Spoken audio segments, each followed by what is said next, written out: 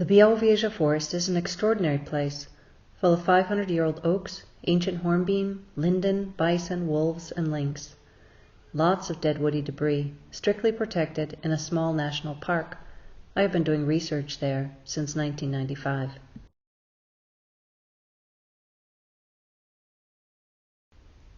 But much of the forest has been logged over the course of the 20th century, and now looks something like this once the forester takes away the old timber and replants with marketable species, including spruce, maple, and oak.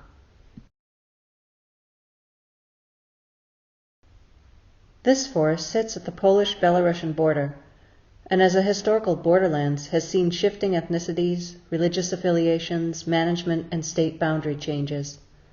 The purple is a small, strictly protected national park, and the dark green are commercially logged state forestry lands with a series of protective reserves within them, marked in brown. The forest was first protected as a royal hunting ground for almost 500 years before it was industrially logged by Germans occupying the forest in World War I. It had belonged to Russian czars until the Russian Revolution. German forces set up mills and all operations that the newly formed Polish state and later communist state would use to further log the forest. In 2017, there was a bark beetle outbreak, and one might add it followed on the heels of an outbreak of right-wing nationalism. Bark beetles are a native species only associated with spruce. Spruce is an admixture in the Białowieża forest, native but heavily planted by foresters throughout the 20th century. In a warming, drying climate, the shallowly rooted spruce easily topple over. Foresters, under the peace government, used this occasion to heavily log the UNESCO-designated World Heritage Forest. The EU fined Poland €100,000 a day for illegal logging. Forest activists took to chaining themselves to machines, and the forester began carrying guns, acting like a militarized force, handling protesters roughly. For protesters, the damage of the bark beetle was hopeful, not tragic. The bark beetle was acting as an extraordinary agent of history and change. The bark beetle and its destruction of spruce in the forest became a way to challenge what it meant to live up to the ideal of being Polish in a far-right context. It meant that there could be more dead woody debris on the forest floor, protected by law, and allow for other species to naturally regenerate, including deciduous trees. Foresters claimed that the area would be bereft of trees and turn into a grassland without salvage logging for bark beetle. Biologists said bark beetle could not be eliminated from the forest. Foresters, the people who cut and plant trees, had not always been such polarizing figures.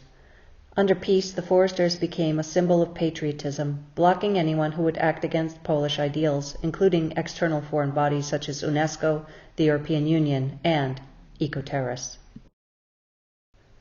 Peace mobilized stories and myths about the forest and its foresters. March 1st became the day of the Cursed Soldier. Cursed soldiers were Polish underground forces who refused to put down their arms after communism was instated in 1945. Some of them were foresters, which is being commemorated in this poster on the left, forester ghosts emerging from the roots of trees.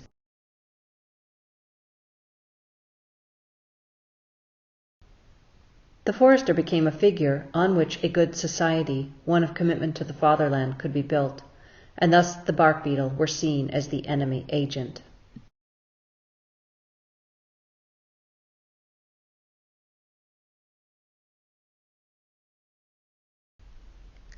My analysis of this phenomenon utilizes post-socialist and post-humanist theory to talk about the ways that right-wing nationalism, as well as the communist past, are ecological and transformable. What is the impact of the bark beetle on a political level that is also about forest ecology 3 decades after the so-called collapse of communism?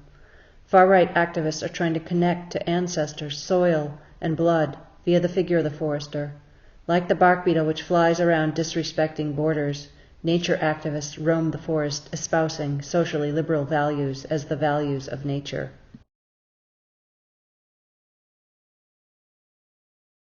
And the national park became for the nature activists the purest of pure nature, while for the foresters it became the source of disease, a place where bark beetle could not be sanitized against.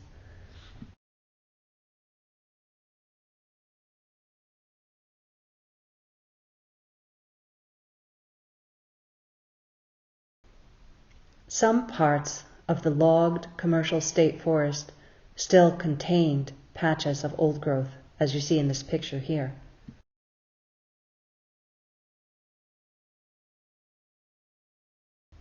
A small unsightly insect can do ecological work that is drastic and historical. It can diversify monocultural stands of spruce and rearrange the icons of the forest. The beetle has presented the anthropologist with an opportunity to ask which fissures and faults might productively open when I illustrate ruination and hope through the lens of a beetle. After many negotiations, dialogue, and a new forest annex code to prevent more logging, state forestry has continued to log in 2021, with foresters claiming that they are now working within Natura 2000 legal mandates. What cause is there for hope amongst this ruination?